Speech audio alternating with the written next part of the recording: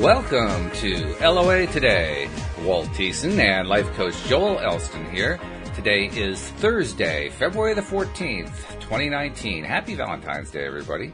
It's 8 o'clock in New York, 5 o'clock Los Angeles, 1 p.m. rather in London, and Sydney, Australia is at 12 midnight. Wherever you are in the world, thank you for joining us for another episode of LOA Today, your daily dose of happy. And Joel, we get to do our weekly thing that we've been doing for a few years now, but now we get to do it on Valentine's Day, which is a good day for some people, and it's a rough day for other people. Just, I guess, once again, like everything else, it depends on your perspective, right? Yeah, it one of the things I deal with when I'm working with clients, and days like this can have such an effect because they have no more meaning or less meaning than any other day. Right. It's just the emphasis we place on them. And if it's Valentine's Day and you're without a relationship or one struggling, it has emphasis on the negative, and that's where it just becomes so, like the holidays, that's when people have a lot of mental health issues because the picture of what's supposed to happen in life doesn't match your reality. And that's where we start feeling really off. So Valentine's Day, for many, many people, it can exaggerate or exacerbate the condition of loneliness or the perspective of loneliness. And as we know with the law of attraction, then that invites more loneliness, and it just becomes this never-ending cycle. Yeah, that's true. And so we'll talk a little bit about how to break that cycle today. Also, you had posted something that I made reference to before we started, a really interesting article you'd found that you shared on Facebook about comparing different processes, different ways of dealing with mental health issues, particularly within the community that you're in, the coaching and therapeutic communities. And I just found it fascinating. They did this compare and contrast between 12-step and other more modern mindfulness-based things. And I was just wondering what your take was on it, because you posted it and it was cool, but what did you think about it? Well, one of the things that operates, and it applies to what we do and what you and I do and what a lot of people do of just life in general, is we have a tendency to think this worked for me, so it has to work for you. Right. Or my religion is this, so your religion must be this, or you're wrong. And that to me is where, whether it's mental health or whether it's life or religion or just within the work setting. When I'm a manager of when I'm a director of a treatment facility, as I've been several times, I have a sort of a supervisory mentality of, I'm going to give you where I want to be, and I will let your own individual skill set get us there. I'm not going to micromanage how you get there. I just believe in, here's what I want done. Get it done in the way that works with your skill set. And it's sort of that way. You figure out what works for you. Well, the article we were talking about is you have the idea that when addiction first was sort of identified back at, way back in the 1920s and 1930s, where alcoholism was just really out of control. Oh, yeah. And there was nothing really available to treat it. The doctors didn't understand it. Everybody thought it was just a low character, someone who just, the dregs of society get addicted. Well, that was clearly not the case. And so they implemented the best they had at the time, which was you get a group of people together and you talk about how powerless you are and how you have to turn your will and your life over to a higher power, and none of this is in your control, but you realize that. So it's almost like a way of, you can't blame me for this because it's an addiction, so I'm going to blame it on a disease idea, but yet only a power greater than me could fix this. And I'm not criticizing any belief system, but that's just where it came. And over the years, millions of people have found recovery through the 12-step process. So I'm grateful that it's there. However, less than 20% of the people that go into these meetings the first year, and it's much less, I'm using the most extreme positive number, but less than 20% of the people that go into a room, a 12-step room, make it 1 year without drinking or drugging or gambling or whatever your issue is. So that's an 80% fail rate at best. Yeah. And so that clearly isn't working. So the idea that as progression has come up in the understanding of psychology and mindfulness and where the general idea of how to apply things work, there's a spectrum of things out there. There's the 12-step program. Again, let's say 20% of that works for other people. Then the mindfulness concepts or the holistic principles or there's stuff like the stages of change. These things all work to a certain degree based on your personality beliefs and personalities and your personal beliefs. It's impossible to take an atheist and tell him you go to a 12-step program and you have to believe in God, and they'll tell you, oh, it's not God, it's a higher power, and then you get into a debate about stuff that doesn't matter. At the end of the day, you that's where your distraction takes place. So how that works with the law of attraction is I see in our life on a daily basis when I'm working with people and even in my own life, how we can get so distracted with the minutia and not understanding how the minutia is keeping us. That's the resistance within the law of attraction. If you're after something, but you're distracted with everything that's wrong in your life and everything that's going wrong, and I really want this area, you're overwhelmed with the emotion of what's distracting you. And so this article did a really good job of without bias, of just saying, here's the advantages of 12 steps. You were able to get the help here, and here's the disadvantages of 12 steps that many people report. And so I like the idea I use the term bio-individuality, as we're all different and there's not a single method that works for all people. And that's exciting to me versus that being scary. Absolutely. I agree with you. In fact, I'm curious, how much does it improve that success rate or failure rate, depending on how you want to look at it? Because, I mean, I'm reminded of something that I saw in a television program many years ago. I think it was The West Wing.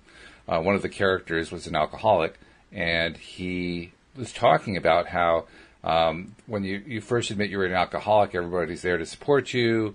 Everything is good, and you actually succeed perhaps in getting on the wagon and staying off of alcohol for a year or 2 years, whatever. But when you fall off and you relapse, if you will, all of a sudden nobody wants to know you. And I'm curious, is that really true? So much of it is perception. It's whether it's true or not is, again, based on how you're viewing things. If you're looking at it, a lot of times it's a perspective, it's a negative mentality or a negative approach to it. That's where the concept of, okay, I'm working really hard, and that's a lot of times within the 12-step program, that happens where you're placing your faith in a power greater than yourself, and you go to meetings, and you have these steps of recovery that you're working on, and they're generally, there's nothing wrong with the steps. Right. But if something happens and you relapse, then you've obviously done something horribly wrong. You're a bad person. You weren't being truthful with yourself. You didn't, versus sort of another concept, say, okay, I slipped up here. I'm another way. I haven't lost my recovery. I've just had this little dip in the road. So much of how you look at it, it again is determined solely by your perspective, and the rooms tend to, and this is not the case for all rooms. The rooms tend to support that negative spin of, oh, you weren't doing it correctly. Oh, you got to be better. Versus, I screwed up. I've never have accomplished anything of any significance in my life without screwing up royally in the process. Right. I view the screw up as part of my learning curve. I learned by how really, I knock out the first 1,000 ways to do something wrong before I get it right. That's just how I do it. I'm good with that. I hear you. And so once you sort of adjust it, I look at it. I always encourage people when they're in recovery, if we have a slip, if we move on, let's adjust it in the big scheme of things. You're alive. You have another shot. Let's get going. So it is, like you said, that becomes so much within the 12-step program or addiction recovery or mental health. Not shockingly, but I am very much a believer in how you choose to perceive where you're going has the ultimate impact on the outcome, whether you're going in for surgery, where you're going in for it so much is your perspective, and it's so much more than the average person realizes, or even the medical community recognizes. It isn't this nebulous waste of time, energy of positive thought. And on the same token, I get in debates with people on the other side of the equation too. You know, if you have an appendicitis, do not sit there and positively think it away. Go have that stupid thing removed, get it fixed up, and then use your positive thought to heal. Don't be ridiculous. You know, your appendix is about to burst. You're not going to positively think your way out of that. When the time it gets to that point, let's be real. And so there is a balance to all that. You know, I don't like that concept of, you know, I've known people that have said, well, I'm going to take some herbs and I'm going to meditate and my appendix won't burst as their appendix bursts. It's just not rational. Yeah, I understand. And that makes total sense too. The other aspect is you talked about, I think you said it was optimistically 20% success rate with the 12-step approach. I'm wondering, are there any numbers, is there any data about the opposite approach that was described, which I'm calling the mindfulness approach? And is there any data on what happens when you select the elements that's best for a person individually? Because, I mean, that intuitively that feels right. I'm just curious if there's data to support that. Well, and the data is developing. And one of the flaws in collecting data for addiction recovery is you're relying on the truthfulness of the people involved in reporting. Right. And I don't mean that to be negative. It's just, you know, addiction by definition has denial and you know, people telling lies is just part of the addictive process. So most of the steps are, here's an example. Say you go to a treatment center. We'll call it, you know, treatment center A. And treatment center A is a good facility. They do a 12-step model. They do everything. Well, they usually will have a 1-month follow-up after the person discharges, a 6-month follow-up, and a 1-year follow-up. And so you know, imagine you know, Walt just left the treatment center. He really had a good experience. He's feeling better. He goes home in 1 month. They call and they say, "How you doing, Walt?" "I'm doing great, Joel. Thanks for checking in. I really, you know, I'm getting to my meetings and I'm staying clean." Well, the 6 month, let's say he's had a relapse or had a little problem, and things aren't going as well, not getting to the meeting. Well, they call, and if you choose to answer, you're not going to go, "Yeah, I've messed up a little bit, but I'm back on the horse." Generally, you're going to be like, "Oh yeah, things are still good. Thank you. You can get off the phone as quick as you can." And then at the year mark, if you even bother caring to answer at that point, which most people are so away from treatment, they don't care.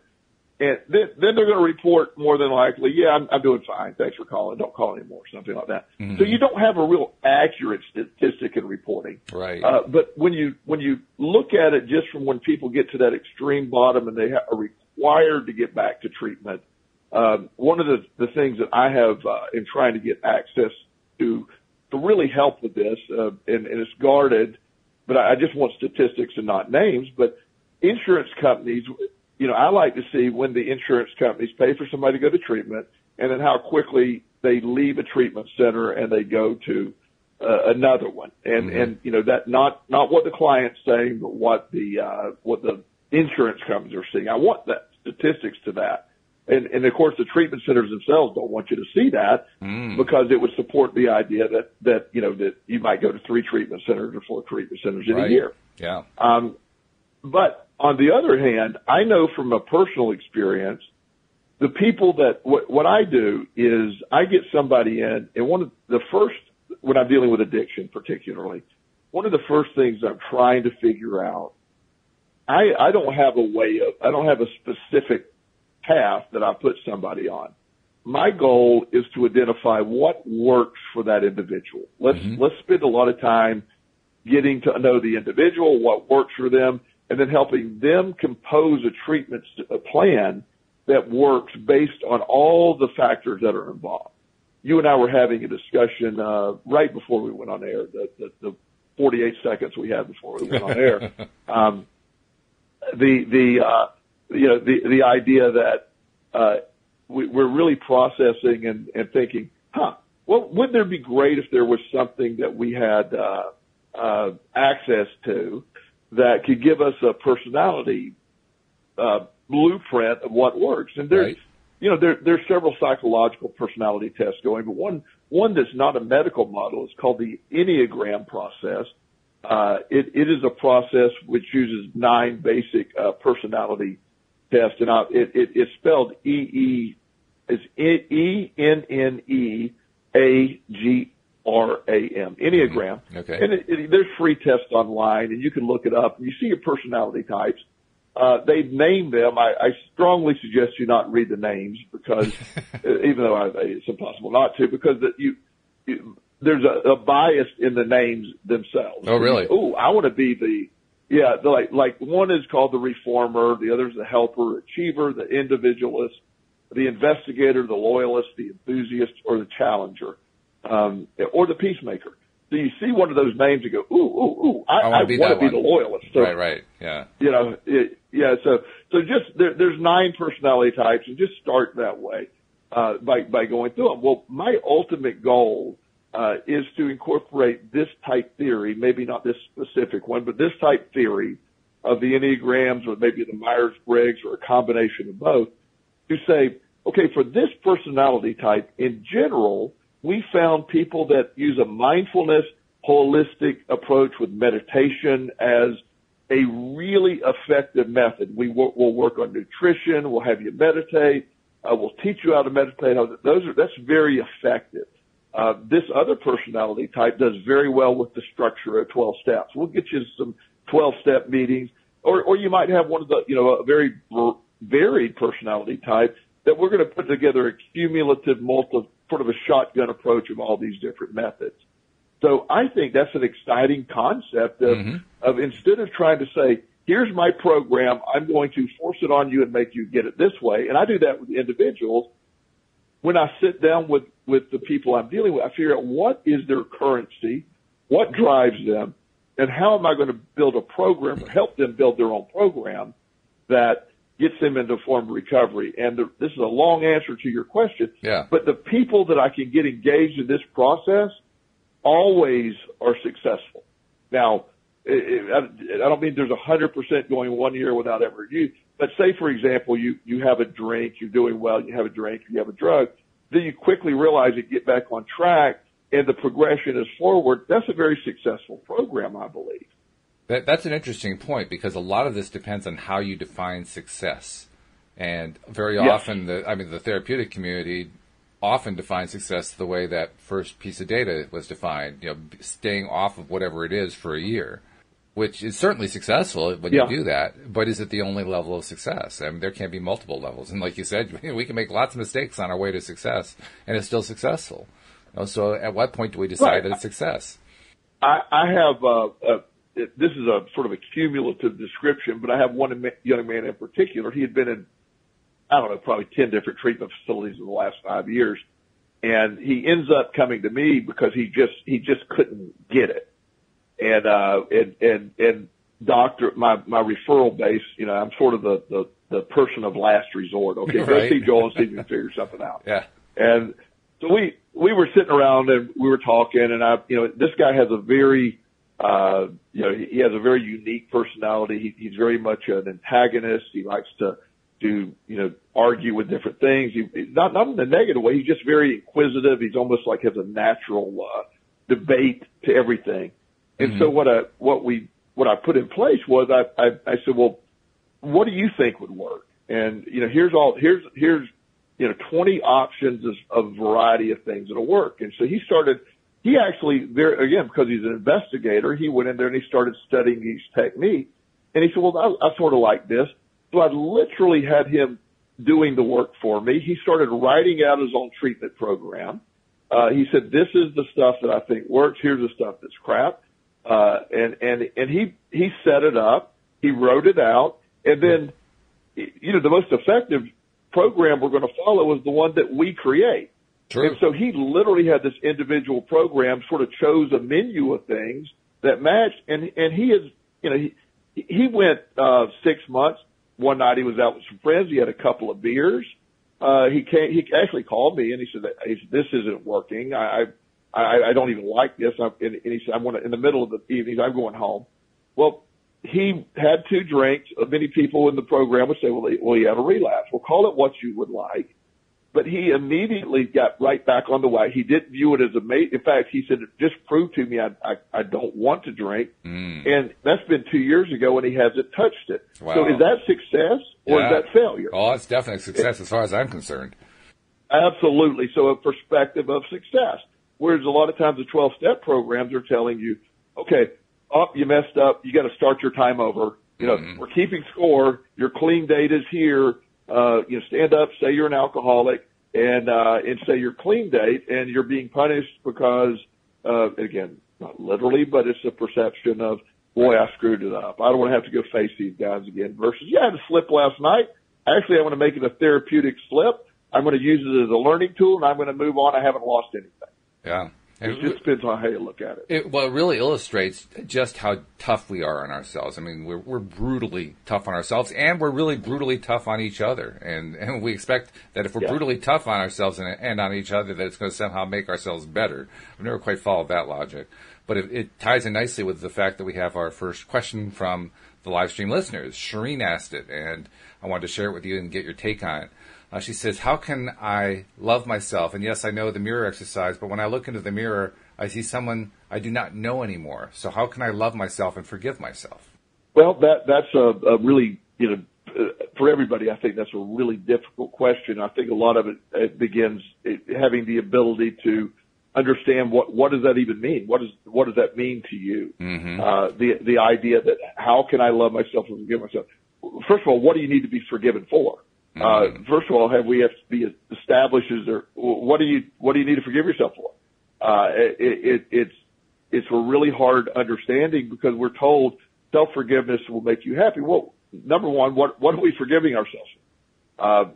I think that's where it comes from, identifying what you think you need to be forgiven for. And then, we're perfectly flawed individuals. And when I say that, we are individually, we're bio-individuals. We all have a different makeup.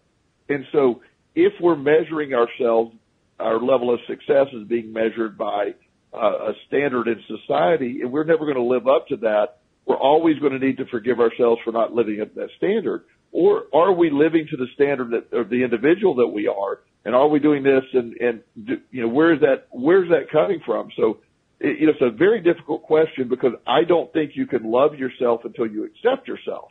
And when you accept yourself as a perfectly fine. Oops. I think we lost you for a second there. What happened? Oh, there you are. What's that? We lost your voice there for about 5 seconds. Okay. So, sort of me backing up just a little bit of that perspective of how we're choosing to view what needs to be forgiven. Are you not, is it a nebulous, I need to be forgiven? What are the things that I've done? Or am I living to standards that are laid out to me by somebody else that you'll never get that right when I should feel this way because somebody else said that. Right. Self-love is truly understanding that we are perfectly fine as we are. Doesn't mean we all need to make adjustments in our life, but it's not living to some preset standard, and sort of loving us unconditionally. Love yourself unconditionally as you would love your own child. Love yourself unconditionally. That's a great point. Start. I know that's not a really good answer for that. No, I'd say it's a good answer. Seriously, I think it's a very good answer. I'll tell you why I think it's a good answer. It's because it's accepting. It's an accepting answer, and acceptance is like at the core of this whole thing about being so tough on ourselves. So I think you're right on, actually. Right, and I have a really good example of sort of an acceptance of where we're at. I have a client. She's a great client. Really, really like her. She's a young person, and she has multiple things going on, and we have her family and her have had a lot of issues, and what we're trying to do is get her focused on she needs to get on with life. Right now there's a step-by-step process. You need to enroll in school, get a job, and it's literally a step-by-step of what her answer is. Right. But she keeps bringing up stuff that doesn't matter, ancient stuff, and distracting from the goal. And it's a rehearsed pattern that she did. And she said, well, I've had such a bad past. In reality, it's not such a bad past. at some point, you got to put a period behind it. Say, today is what matters. I got to quit living in what should have, could have, and would have happened. And today is where I live. Love myself in today and move forward. We break it down to that simple step. How do you eat an elephant? One bite at a time. Mm-hmm. How do we fix these things? One step at a time. Mm-hmm. Okay. So when we're trying to do that, trying to kind of make that break with that past pattern of being rough on ourselves in various ways, really, it's just a mindfulness step, right? It's just saying, I'm just going to stop beating myself about that stuff, all these things that are going wrong in my life. I'm just going to. I have decided I am not going to be tough on myself for the fact that all these terrible things have been going on. In fact, I'm not even going to be even thinking about the terrible things anymore. I give up on them because they're in the past anyway. So I can't really do anything about the fact that they're there. I can reframe them. I can, I can change the way I think about them if I want to, if I'm willing to put in the work on that. But ultimately, they're still just there. So maybe just let them go. Let them go. Leave them alone.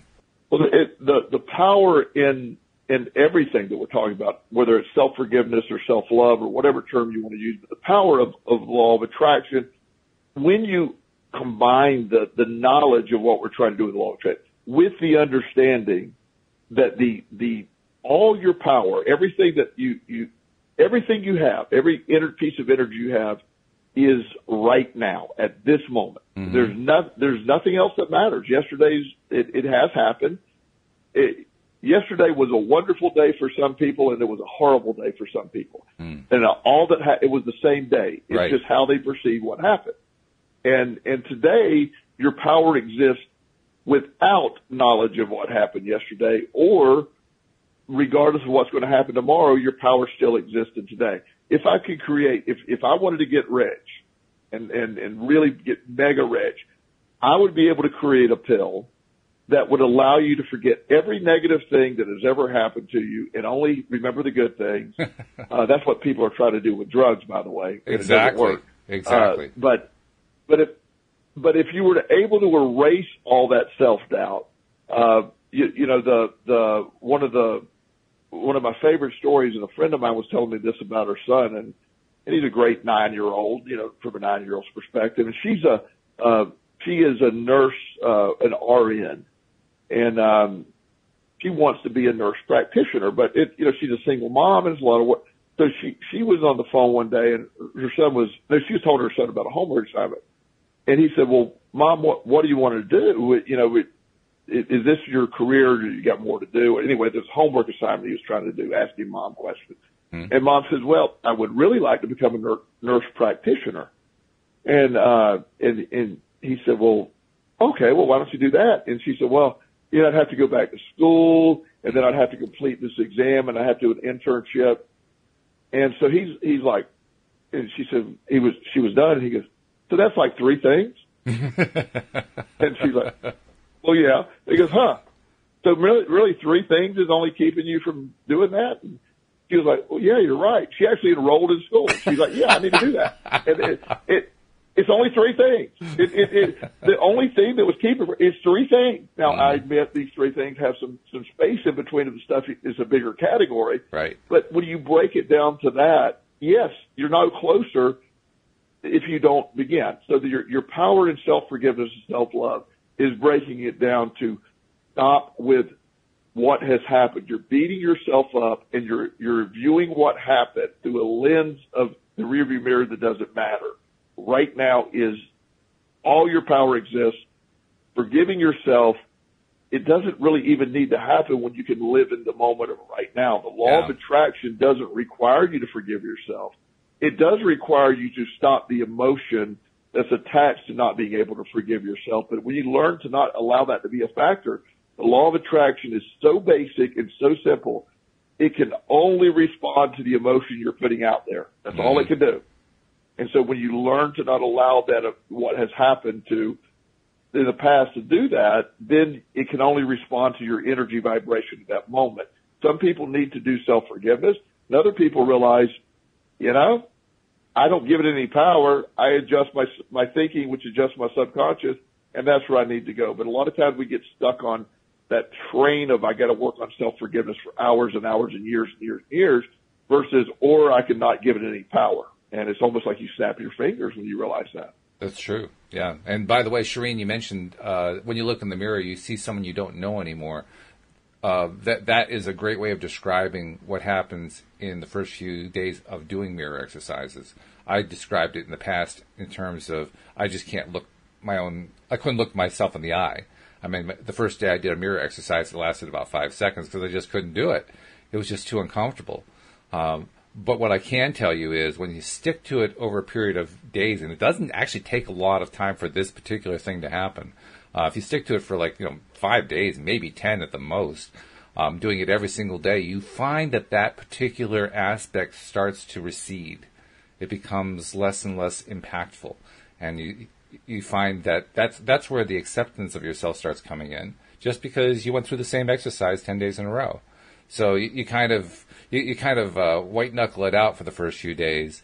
Okay, you're going to be looking in the mirror and you just don't know that person anymore and it's not comfortable. But when you just stick it out and just do it for a few days, even if you're only doing it for a minute or half a minute or a quarter of a minute, each one of those days, after that 5 to 10 day period, you start feeling better about that person you're seeing in the mirror. And that kind of fuels you to keep going after that, to get the bigger benefits that come down the road. So I thought I'd point out to you that actually changes pretty quickly. Well, and also there's another perspective of that, which you sort of made me think about this. If our goal is to change and our goal is to get our life into a more positive perspective, and you're looking in the mirror and you don't recognize yourself, maybe that's not a bad thing. Maybe that's if you reframe it like, yeah, I'm a new person. I don't recognize. I'm excited about being a new person. Yeah. My goal is to be a new person. My goal is to attract new things. Thank God I'm not seeing what I was seeing before. Yeah.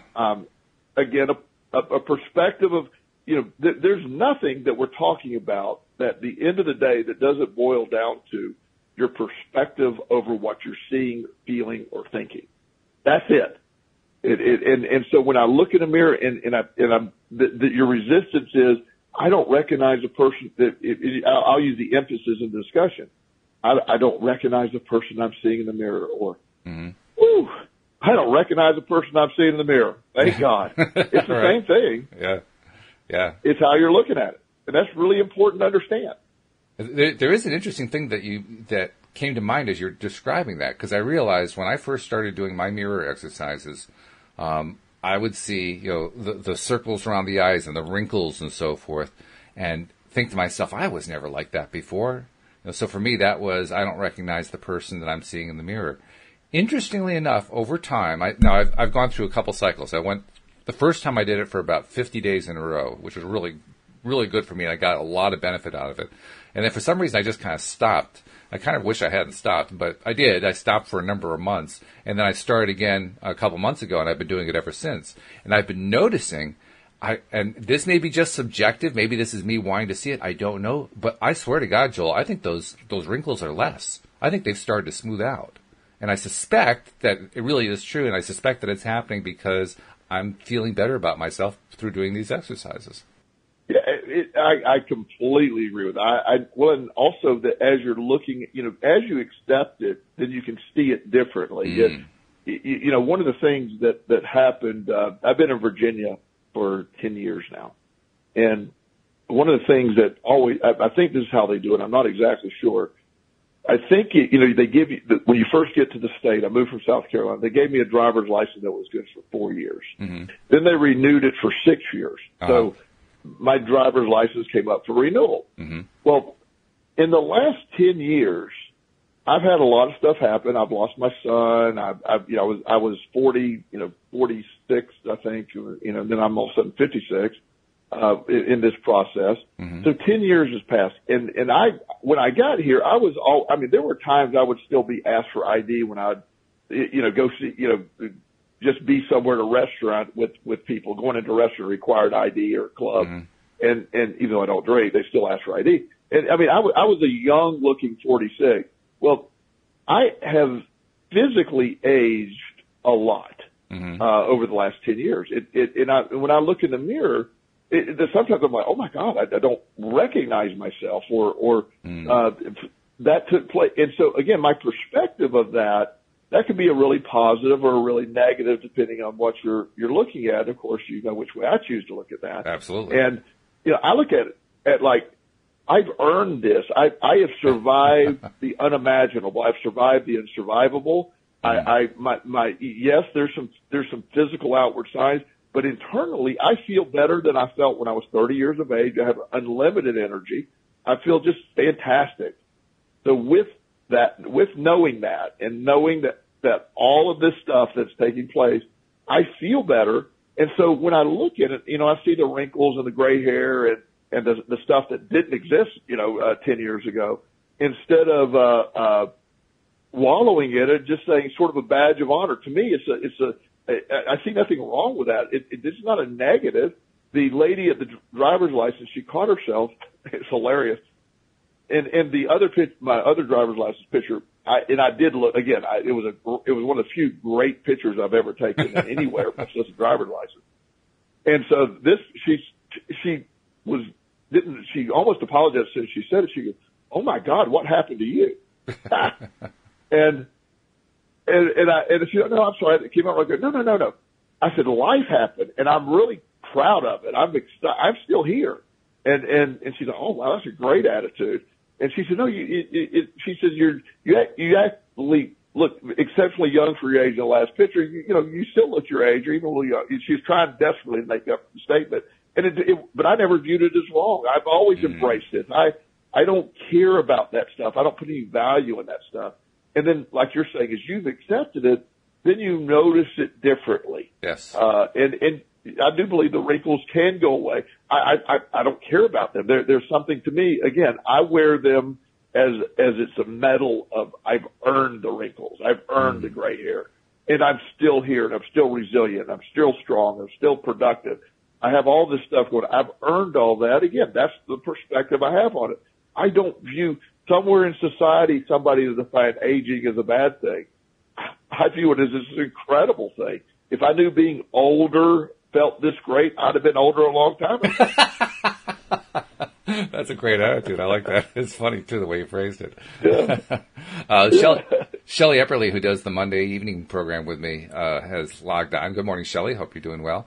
And she made a comment I wanted to share that I think ties in directly to what you've been saying. She says, mistakes are meant to be learned from. When you give them purpose, sometimes it's easier to let them go. Well, and I really appreciate that. And that helps focus me where I was originally going. When you look in the mirror and you're sometimes you're seeking forgiveness of something that doesn't need to be forgiven. I have made some unbelievably poor choices in my life. I mean, I can set the bar for poor choices if you want to go backwards in time. However, those same poor choices I wouldn't be the person today without those poor choices. Now, I don't want to go do them again. No. But the fact that I made that, so I can't apologize or forgive myself for something that gave me the greatest gift I have today. That's the life I have today. Now, anybody that I had harmed, of course, I've made amends to and I've apologized to and all that stuff. But I'm not talking about that. But as need for self-forgiveness, I have reframed those events as, stuff that really were necessary learning events. I share about my, one of the start of my book, The Bench. I talk about, the beginning of the book is me eating out of a trash can after being homeless in Las Vegas. It's a very intense opening chapter, and I always viewed that as a trauma. And I don't know if I would ever be able to get over that trauma of having to eat out of a trash can and all my behavior leading to me being homeless and all the stuff that took place. And then later in life, chains of events happened, which I reframed how I looked at eating out of the trash can. And it made me look differently at it. Now, again, I'm never going to view eating out of a trash can. Oh, boy, thank God I got to eat some crusty hamburgers out of the trash can. Right. But it did put a perspective on me that, like, wow, I wouldn't be the man I am today without that event. I've overcome because of that. So I don't owe myself forgiveness. I owe myself congratulations for overcoming that. It was a growth event, not a traumatic event. At one point, it was a traumatic event. I was in charge of that reframe. Exactly. Yeah, and you probably did early on when it was still a traumatic event. That's probably when you were doing some sort of a forgiveness thing. But you grew past that. Yes. You got to the point where you no longer needed to be in that space, and now you could turn it into something more positive. And that's huge. Exactly. That's really huge. I mean, that's not just letting go of something. That's letting go of the negative side of something and then turning it into a positive. That's big. Yes. Well, and that's sort of the definition. I think that's where, Shelley's very wise comment there is that same thing. The idea that, life happens and we're not we didn't get an instruction manual. Truly. I mean, I can tell you, I clearly had no instruction manual. I mean, trust me, it was, wow, let me go try everything the exact opposite of logical and let's see what happens.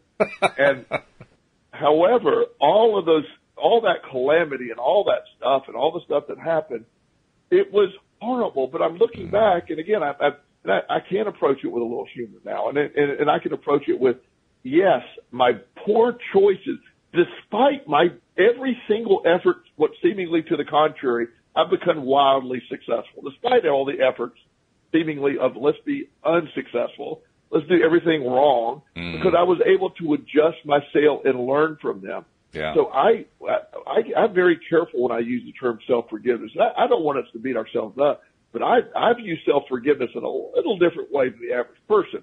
Now, I'm not talking about what we harm other people. We need to make amends and apologize and all the stuff that we need to do in those areas. However, when it comes to the self-forgiveness piece, I'm about how did that really affect me, and do I really need to forgive myself? I need to forgive myself for thinking I need to forgive myself and just realize that was a growth event. Don't wallow in that's that self-pity party. I can't get past this until I forgive myself. Or, I see where that actually propelled me. I learned from it. Why do I need to be forgiven for going to school, so to speak? That was just a lesson. Perspective really is everything, isn't it? Because what you're really doing is you're finding an alternative way, and in many ways a stronger way, to let go of the angst, to let go of the pain, to let go of the suffering, to let go of all the horribleness of it. That's what you're really doing. You're letting go of it. And in that letting go, you're finding strength in that letting go. That's that growth mindset that if you wake up every day with the concept of there's multiple levels in between, but for the most basic exception here, description here is you wake up and you have a choice of viewing today as having a growth mindset. I'm going to take everything and I'm going to grow from it. Good, bad, ugly. I'm going to grow from it. Or I can go into the victim mindset. Woe is me. This has happened. Why is this always happening to me? And again, the reason that it matters is the law of attraction picks up on that emotion. Mm-hmm. It picks up on the growth mindset and says, okay, this is growing time, and we're going to grow, and we're going to gain from it, we're going to become successful. Or, woe is me, I learned helplessness, I can't believe the world is doing this to me, I can't believe this is causing me problems, I can't believe, well, yeah, it is now, or you can just simply say, this is happening, moving on. That's for the ability to flip a switch. I used this analogy before in a few shows ago, but when you're watching Animal Planet or Discovery Channel, you're seeing a lion chasing a gazelle, and the gazelle's running all over the place, crazy, and it's life or death. Every move the gazelle makes is life or death move. Whether I live or die depends on my next move. Right. And nothing more stressful than that. The gazelle jumps over a rock, gets away from the lion. The gazelle looks around, lion's gone. The gazelle just starts eating. Okay, cool. No big deal. Well, they don't have any of the danger is immediately over. Let's get back to eating. We got to replenish our fuel. We got to get back to doing what we were doing. Mm-hmm. Humans, something happens. Oh no, this almost happened. This destroyed us. What are we, and we live in this repetitive motion about what happened. Humans are the ones that have that. We told a story years ago, and I told a story that this one has been a long time. My son, Chris, many, many years ago, was volunteering at the local Humane Society. And this is a wonderful facility. They're a no-kill facility here. And they take these dogs in and who've been abused. And I love animals. And I love the fact that we have a place that treats them so fondly. So Chris was volunteering at the place. There was a dog named Dazzle. And Dazzle had come in and his chain was wrapped around his left leg. And Chris was there, and Chris at the time was about 14, and for whatever reason, Dazzle would only allow Chris to comfort him and feed him and all this. So So Chris showed up every day to see Dazzle and pet Dazzle loved Chris. And even with a hurt leg, Dazzle would go chase the ball and do stuff, only for Chris stuff. So after about a week of him being there, the facility calls and they said, "Hey, will you tell Chris, ask him if he could come up tomorrow? Unfortunately, Dazzle is getting his leg removed today. Circulation didn't return, and we really hope Chris can come tomorrow because Dazzle's going to need him." And so I was like, "Oh wow!" So I told Chris, and Chris was very upset, and he said, I said, "Well, Chris, now when we get there," I said, "Dazzle's going to be very, he's lost his leg, he's going to be in pain, and so don't, he's probably not going to, just understand, he's probably not going to want to spend a lot of time or energy doing much." Well, we pull up, Dazzle sees Chris, has a bandage around, comes hopping out on 3 legs, running, jumping around, brings him the ball, runs out, chases the ball. And I'm like, "Oh my God." Yeah. It's not, Dazzle has a different perspective. Totally. And Chris said, "Well, Dad, I thought," yeah. I said, "Well, Chris, I was wrong." I said, "Dazzle is no longer in pain. Dazzle could care less. He still gets around. He feels better. Dazzle isn't missing the leg that isn't there. He's happy the pain is gone, and he's got 3 good legs that work. Dazzle's perspective is better than a human's perspective. Dazzle never cared." Yeah. And I said, "That's a great lesson." And that's a true story. Mm-hmm. And Dazzle was a lot better without that painful leg. He didn't miss the leg. No. It didn't matter. Nope. Yeah, perspective is everything. I have 2 more questions for you to address. These are my own that I'm raising. First one, you were mentioning forgiveness a moment ago, and you've often talked about the value of gratitude. I wondered if you could compare and contrast forgiveness and gratitude and what roles you think they play. And then the second thing I wanted you to address is, excuse me, after addressing that one, you're dealing with somebody else in your life who is eating out of a dumpster. I mean, I'm using that as a generic way of describing that they're going through really difficult stuff. And you want to help them, and you're not, you really can't help somebody else who isn't ready to be helped, but you want to help them. How do you help them? Well, I'll start with the gratitude and the forgiveness. Okay. I think that what we're looking at, what as a reminder, and I'll preface this by saying, what we're looking at, the reason any of this even matters is, again, what emotion we're putting out there, what vibration we're putting out there. So what will forgiveness bring about in the vibration? If you're forgiving or being forgiven, whichever one it is, doesn't really matter. What is your perspective and what is your goal in being forgiven or forgiving? Mm-hmm. To me, it's about adjusting your vibration. I always, when I made a comment to somebody one day and they were offended by that. And first of all, I had no intention of offense. And so the guy actually typed a Facebook quote, and he said, I'm actually offended by that statement. I go, "Well, thank you." And of course he's like, "What?" And I said, "You've just given me the power to offend you." I said, "Wow." I said, I have more power today than I realized. Thank you. Of course, that really made him mad. Of course. And I said, "No, you had to work to be offended. So I'm not going to, if you need me to say I'm sorry, I've done nothing to say I'm sorry about. So I'm not going to forgive or put myself in a vibration of meaning I've done nothing wrong.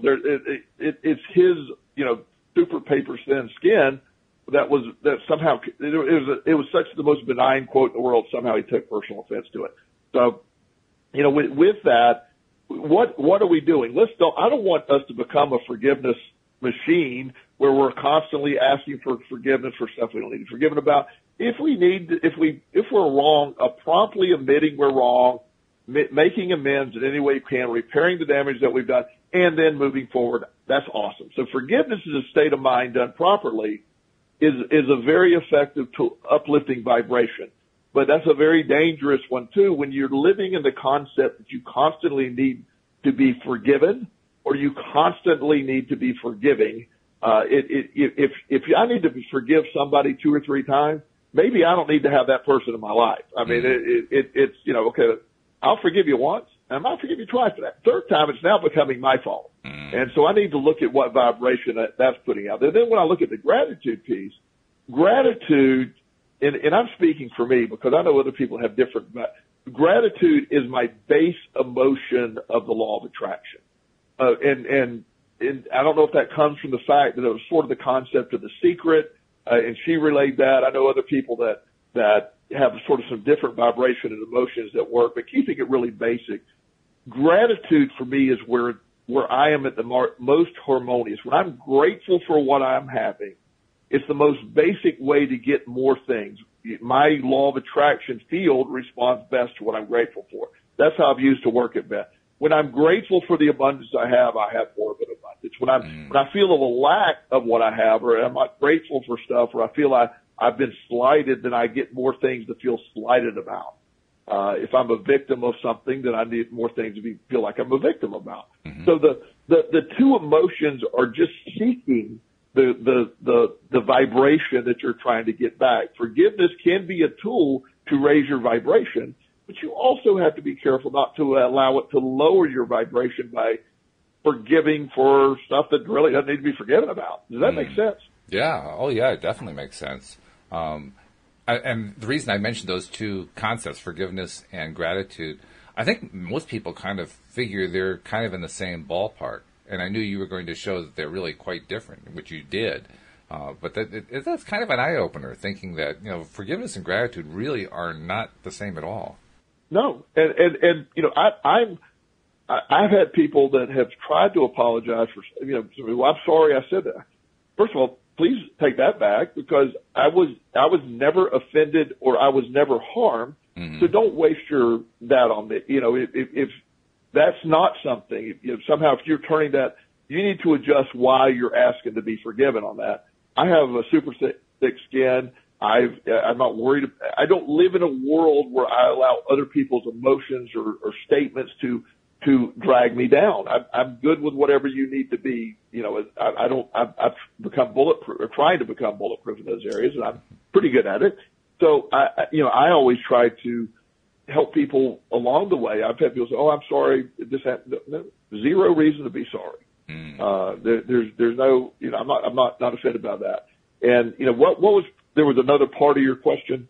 Well, just the observation that gratitude is quite different. But there was also a second question. The second question was, right. You know somebody else in your life, somebody you work with, family member, a friend, a spouse, it could be almost anybody, who is struggling with some stuff, really, really struggling with some stuff. Right. And you want to be able to help them. Yeah. And yet you on the one hand, that really they're the only ones who can grow. On the other hand, that, you wish there was some way you could really, intervene for them. And it may even be somebody that you feel like you have an obligation to, like a spouse or a child or another family member or, somebody you're really, really close to. How do you handle a situation where you kind of see that person spiraling and you're not really sure what to do about it? That may be the hardest thing that as humans we have to do, whether it's our child or spouse or any just a friend, watching people spiral out of control or make choices that are harmful or go through depressions. And one of the hard lessons, and Abraham Hicks sort of hits on this in several different ways along the time, but I can view that person in the way that I see them. I can put positive thoughts in how I'm viewing them. I can treat them with a positive vibration that I feel for them, but I cannot manifest for them. I can live an example of a life of somebody say, wow, what are you doing to get this? And then I can explain it. But if I were to go up to somebody if somebody would have come up to me when I'm eating out of a trash can and said, here's a book, The Secret, it'll change your life, I'd look at them and go, what the hell are you talking about? This is not changing my life. I'm being out of a trash can and I'm sleeping on the street. That's not going to help anything. Yeah. Now, it would have, but I wasn't in a place to be there to remotely. I can't force anyone to get to a place of where they need to be. I say this in a joking manner, but I think we all sort of feel this way. Yeah.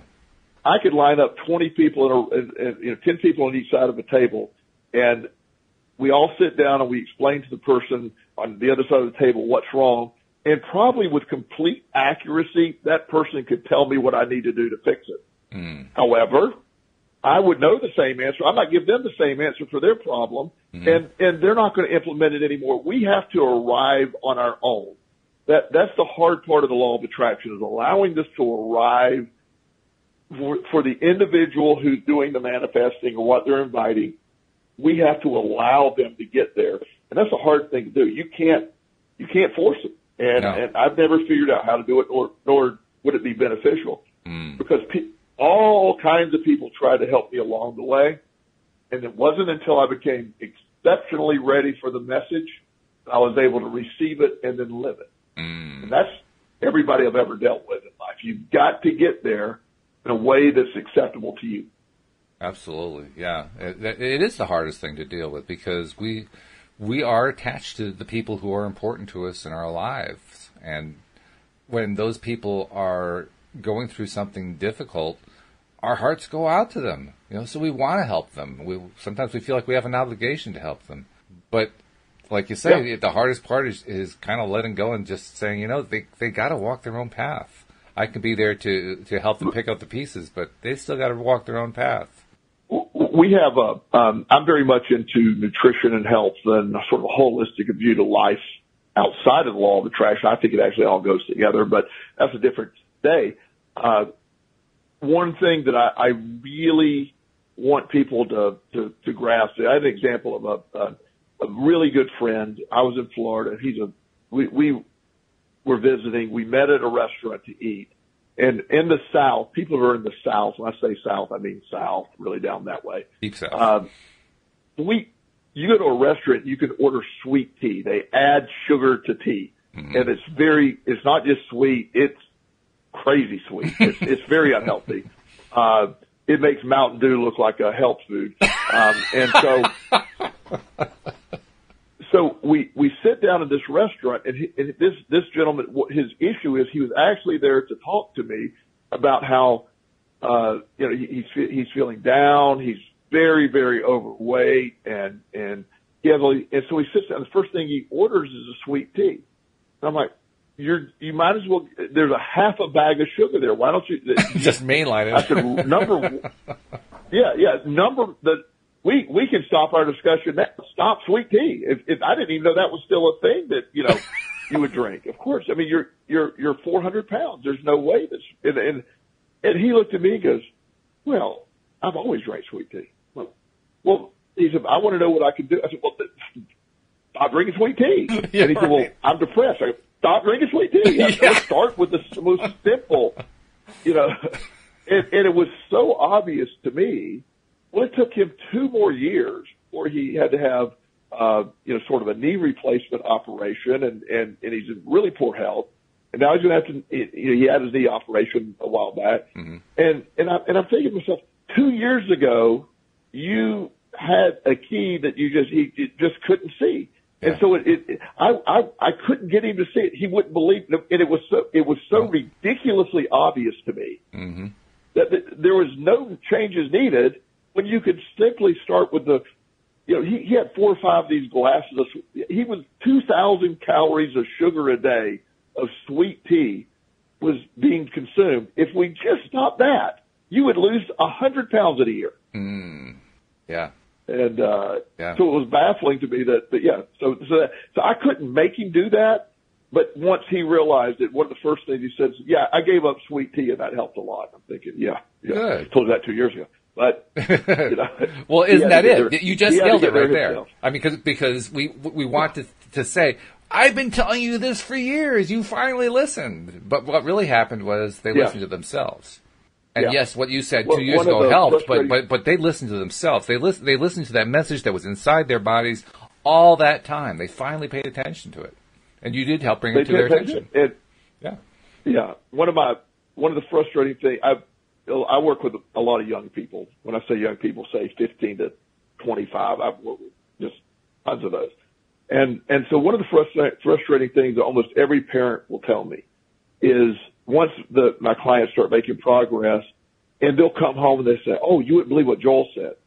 And then mom will go like, "I've been telling you that for years."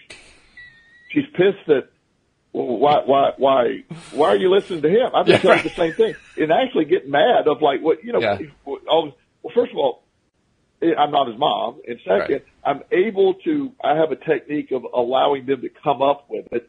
so they believe it's their idea, and I reinforce it versus they're never going to do what you tell them. So the idea of being able to understand how that operates, it is very frustrating to say, God, I've been telling you this for a long time, now you're doing it. At the end of the day, that person had to come to it themselves. Yes. Period. And that's the hard thing. When you're watching somebody struggle, you can't keep them from struggling. You can enable them and stop them from the lesson of struggle, and they'll continue to struggle, or you can have the courage to let them continue to struggle until the lesson they need to learn has been learned, and they can move on. Yep, exactly right. The only sad part here is that we're actually over time, so we have to kind of draw to a close. But before we go, tell people how to reach out to you if they're looking for a little private assistance. My website is joelelston.com. I'm actually in the process of updating it. It looks pretty good. Got more work to do, or Joel Elston at Gmail are the best two ways to get hold of me. All right, very good. Well, my friend, I appreciate this as always. I mean, I love talking to you every week, and I can't wait to talk to you again next week. Thank you. I enjoyed it so much. Thanks to our audience for listening. Absolutely. We'll see you all next time here on LOA Today. Goodbye, everybody.